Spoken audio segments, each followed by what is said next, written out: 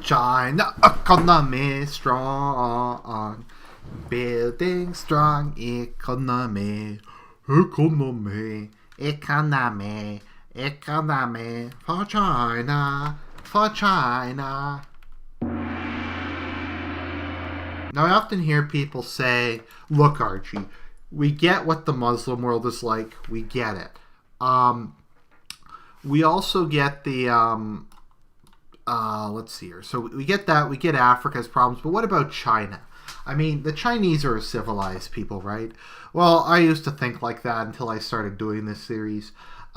Pretty much all this has really done is made me... I mean, my people are cucks, and they're suicidal, but even that, at least they don't engage in shit as weird as what fucking China does. So let's go ahead. China's sexual revolution is underway, but it's complicated and sometimes contradictory affair. A new book by American journalist Richard... I always am amused. There's something about all these women that they have in common. None of them are obese. Wow. Of the popular Peking Duck blog seeks to address sexual history over the past 5,000 years. Let's see here. Behind the Red Door, sex in China.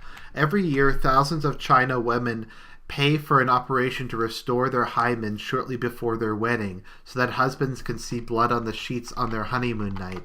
Brides-to-be who cannot afford the 4,400 won operation, about $700, can walk into one of China's 200,000 sex shops or go online to buy a cheap artificial semen, a hymen that seeps artificial blood when punctured.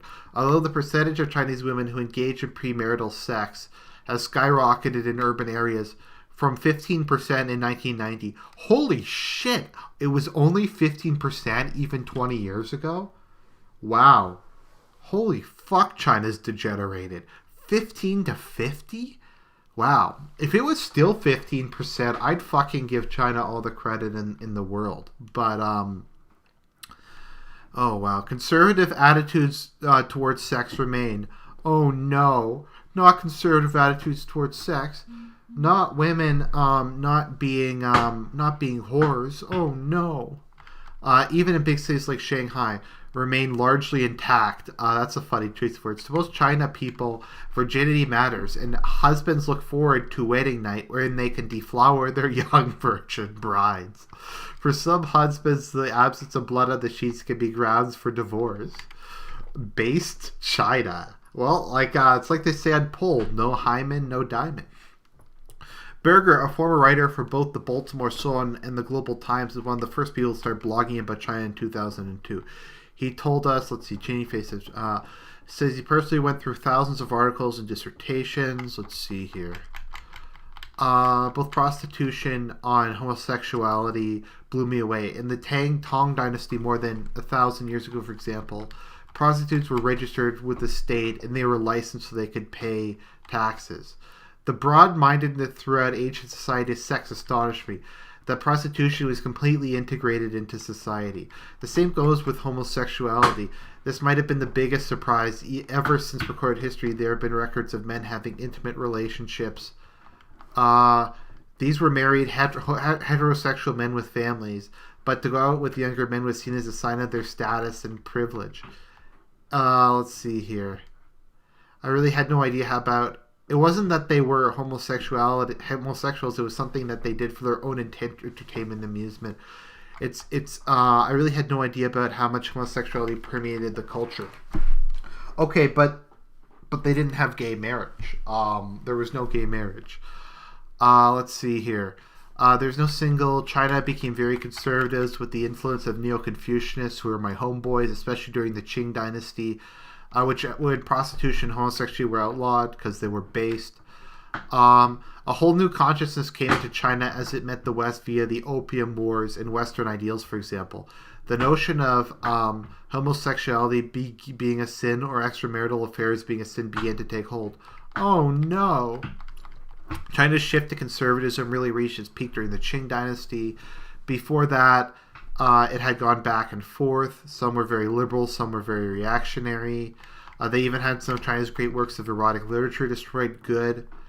Let's see here. Let's see. I think the nationalists were pretty edgy on that kind of thing. The tragedy was really under was really under Mao. When things had been getting dark in China regarding homosexuality under Mao, it was absolutely black.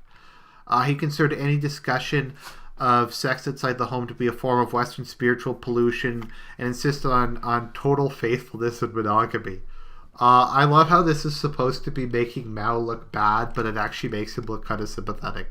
All the brothels were closed, and the prostitutes were reintegrated into society doing other work. This was very, very dramatic shift. People began to wear that gender-neutral Maoist clothing. Let's see here. Sex was viewed as spiritual pollution, and that the sign you were a class enemy. Let's see here. Let's see. It started with prostitution steeping in as Westerners began to come to China in the late 1970s. So there was basically no prostitution until Westerners came in and started degenerating China. Bit by bit, the Chinese became more sexually liberated with a much longer, slower process. As an example, homosexuality was only dropped from the list of crimes in 1997 and was only taken off the list of mental illnesses in 2001. So in other words, Western societies are destroying China. Let's see here. Is technology playing a role? Nothing has affected the sexual revolution like the internet. Okay, let's see here.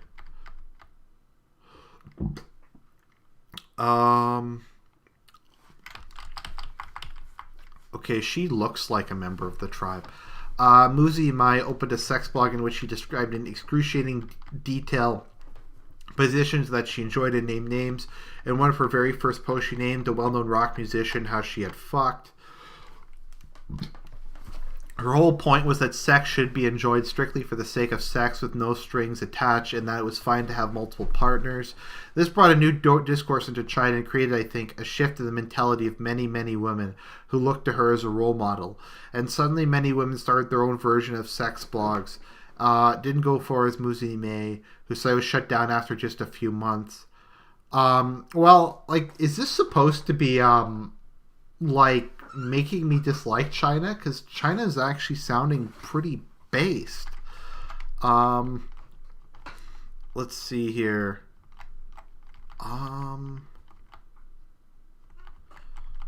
Let's see here.